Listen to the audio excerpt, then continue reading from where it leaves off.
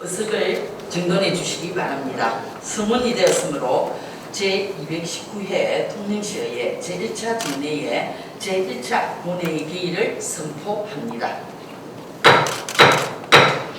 통영시의회 회의규칙 제33조의 2 규정에 따른 5분 자유 발언 신청 사항입니다. 김태근 의원님, 김희자 의원님, 배도수 의원님, 정강호 의원님께서 5분 자유 발언을 신청하셨기에 오늘 본회의에서 발언을 듣게 되겠습니다. 존경하는 통영 시민 여러분, 그리고 김미옥 의장님과 선배 동료 의원 여러분, 천영기 시장님을 비롯한 집행부 공무원 여러분, 반갑습니다. 김태균 의원입니다. 오늘 본 의원은 다용도 자원으로 활용될 가능성이 높은 커피 찌꺼기 재활용 시스템을 마련하자는 주제로 5분 자유 발언을 하고자 합니다. 하루 커피 한 잔으로 시작하는 분들이 많을 것이라고 생각됩니다. 저 또한 그렇습니다. 우리나라 1인당 연간 커피 소비량은 353잔으로 세계 평균 소비량의 3배에 달하는 수치라고 합니다. 아메리카노 한 잔을 내릴 때 약 15g의 커피 원두가 사용되며 이 중 0.2%만이 커피가 되고 나머지는 커피 찌꺼기로 버려지고 있습니다. 연간 발생하는 커피 찌꺼기는 약 15만 톤에 달한다고 합니다.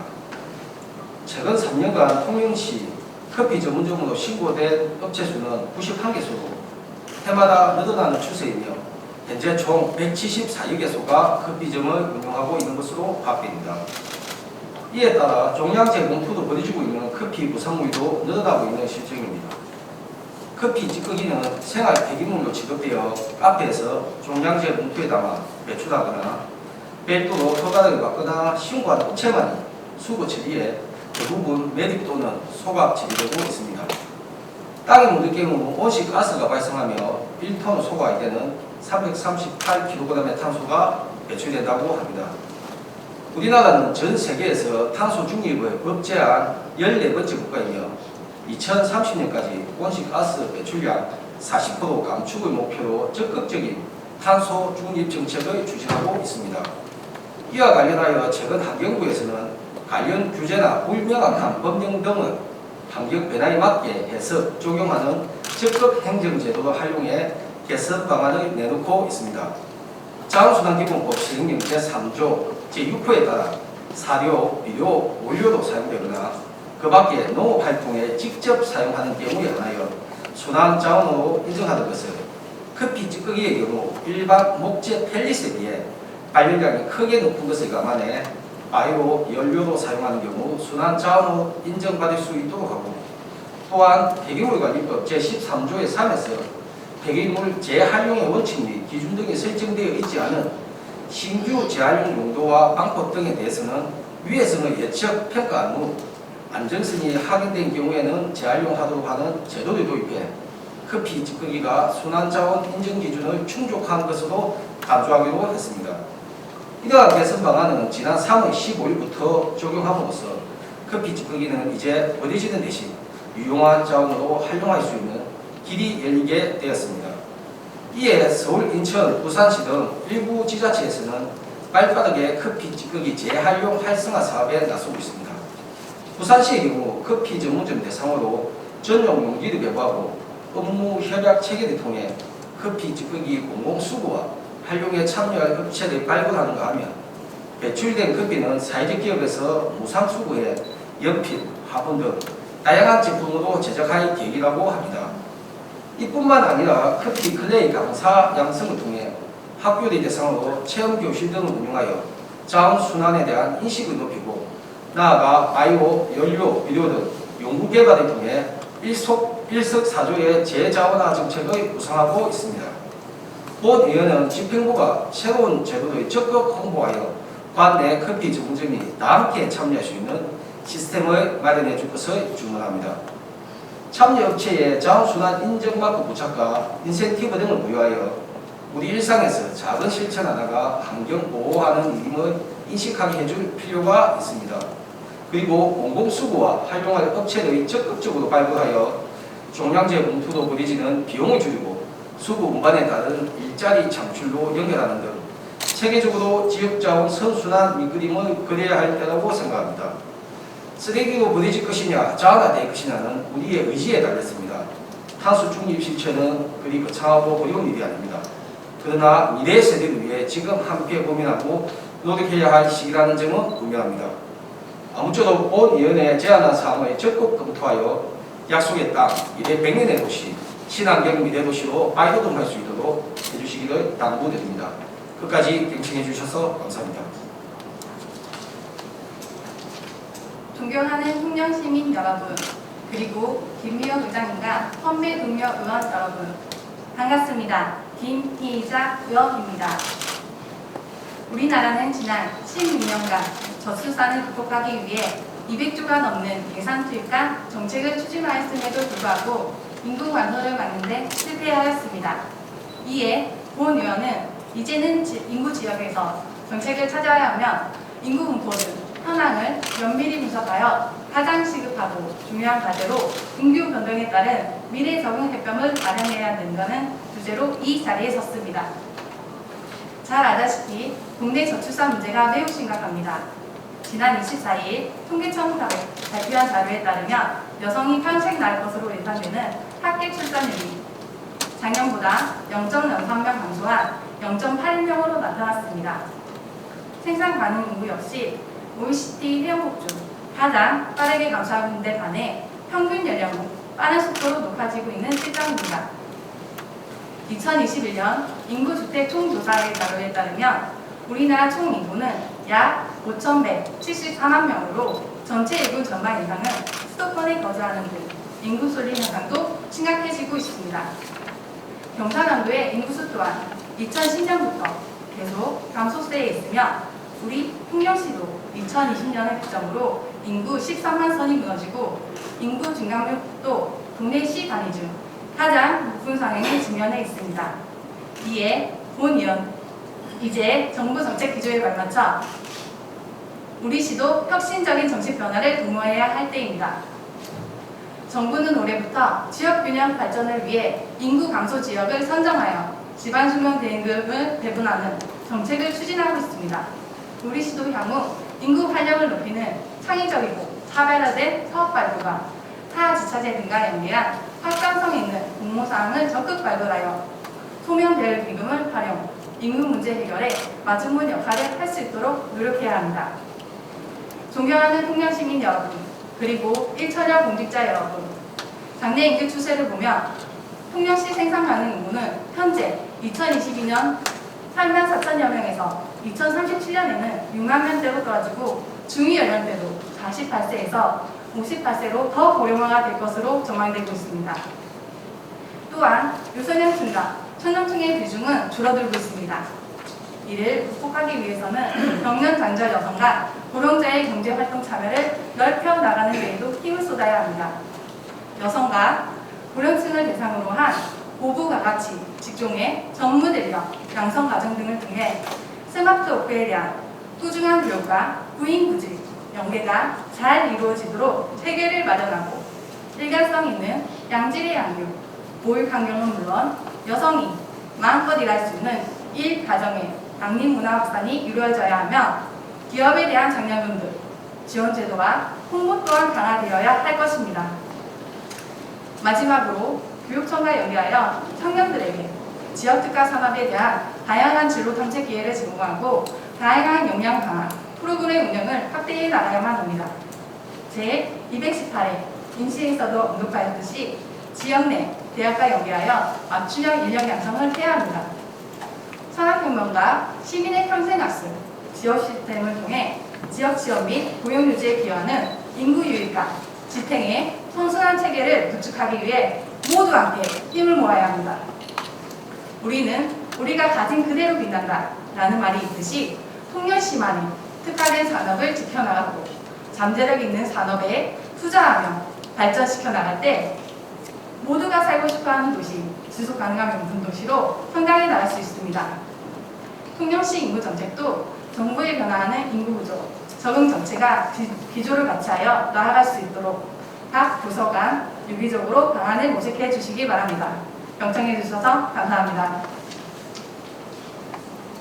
존경하는 13만 통영시민 여러분, 김미호 과장님을 비롯한 동료 의원 여러분, 천연기 시장님과 공직자 여러분, 그리고 언론인 여러분 반갑습니다. 배도서원입니다. 오늘 본의원은 문화예술 거장들이 살아 숨쉬는 도시 통영에 시립미술관 건립이 꼭 필요하다는 주제로 5분 자유발언을 하고자 합니다. 통영하면 관광의 도시, 문화예술의 도시 이미지를 떠올리게 됩니다. 통영 관광을 지속시키는 가장 큰 힘은 우리가 가진 문화와 예술에 있다는 뜻이기도 합니다. 지난 2021년 제210회 통영시의회 임시에서도 본의원이 시립미술관 건립 실업생에 대해 언급하였습니다만 미래백년 도시 애양 통영에서 국보급 문화예술 인재를 발굴하고 양성하기 위한 그 첫 단추는 통영의 뿌리를 두거나 통영을 빛낸 세계적인 인물들의 발자취를 통해 그들의 작품 세계와 재능을 직간접적으로 경험하는 공간 마련에서 출발되어야 한다고 생각합니다. 재능은 타고나기도 하지만 특별한 계기를 통해 잠재하고 있는 예술적 재능이 깨어나기도 하고 성장하기도 합니다. 다양한 미술을 접하고 그 분야의 멘토를 만나는 것만으로도 예술적 재능을 발현시키는 충분한 동기부여로 작용될 수 있다고 합니다. 따라서 통영시와 통영시의회는 문화예술의 지속적 발전을 위해 예술적 DNA를 가지고 태어난 우리 지역의 인재들에게 이러한 계기를 최대한 마련해 주는 것이 당연하다고 봅니다. 통영을 사랑한 국민화가 이중섭은 1952년부터 1954년까지 2년간 통영에 거주하면서 헤어진 가족과의 사무친 그리움과 그것을 잊기 위해 통영의 풍경을 주로 그렸습니다. 남방산 오르는 길이 보이는 풍경 등 총 40여 점의 주옥같은 작품에 통영을 담아내며 제주도에서 가족과 머물면서 보냈던 시간과는 또 다른 작품 세계를 보여주고 있습니다. 또한 가장 한국적인 정서와 삶의 현장을 화폭에 담아온 한국을 대표하는 서양화가 고 이한우 화백, 평생을 통영에 살면서 통영의 코발트 블루 바다형을 화폭에 담아 한국의 피카소라 불리는 고 전행님 화백, 그리고 독학으로 15년 만에 국전 대통령 상까지 수상하며 은백색의 화가라 불리는 김현근 화백은 동양적 철학성을 담은 한국적 특질과 독창적 세계부축을 인정받아 그의 작품에 매료된 미국 뉴저지에서는 매년 4월을 김현근의 달로 지정하고 있기까지 합니다. 우리는 이분들의 발자취를 조명하고 그 예술혼을 이어나가는 노력을 소홀히 해서는 안 됩니다. 통영시립박물관은 이와 같은 거장들의 예술혼을 경험할 수 있는 인재육성 발원지가 되어야 합니다. 그리고 시민들의 문화예술 향유라는 행정서비스 제공을 통해 생활 속에서 그들의 정신세계를 나누고 공감함으로써 문화시민으로 자긍심을 높일 수 있는 장이 되도록 해야 합니다. 더 나아가 스토리텔링을 통한 꾸준한 관리와 다양한 체험 이벤트로 관광객과 예비 작가들에게 통영의 색다른 문화예술의 메모를 보여줌으로써 명실상부한 애양의 도시 통영의 명성을 이어나가야 합니다. 존경하는 동료위원 여러분, 천영기 시장님을 비롯한 공직자 여러분, 시립미술관 건립은 재정 자립도가 상대적으로 낮은 우리 시의 예산으로 부담하기에는 당장에는 큰 어려움이 있습니다. 그래서 이러한 점을 감안하여 현재 시에서 운영 중이거나 위탁 관리하고 있는 공간 중에서 언제든 접근할 수 있는 장소를 선정해 활용할 수 있는 방안이 검토되면 좋겠습니다. 또한 전시 공간에서 벗어나 미술의 다양한 체험과 학습 등 기능적인 면을 접할 수 있는 복합 문화 공간으로 활용될 수 있도록 해야겠습니다.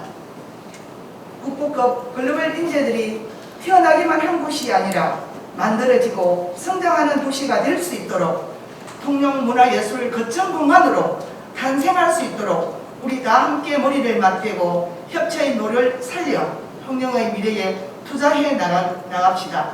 끝까지 경청해 주셔서 감사합니다.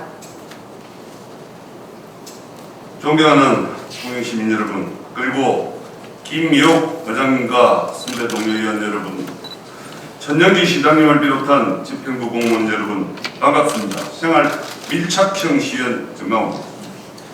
매년 9월 셋째 주 다가오는 토요일인 17일은 국제 연안 정화의 날입니다. 100여 개국에서 50만 명 이상이 참여하는 대규모 해양환경 보존 행사로 우리나라도 바다 사대기 캠페인 및 바다 정화 활동을 하고 있습니다. 하지만 바다 정화 활동 캠페인 외에 정부와 지자체와의 대책 마련이 정말 시급합니다. 유엔 환경 계획에 따르면 전 세계적으로 1950년대 이후 83억 톤의 플라스틱이 생산되었고 이 중 50억 톤은 매립장으로 가거나 바다로 배출되었다고 합니다. 현재도 전 세계에서 매년 3억 톤의 플라스틱 제품이 생산되고 이 중 1,000만 톤이 바다로 흘러가고 있습니다.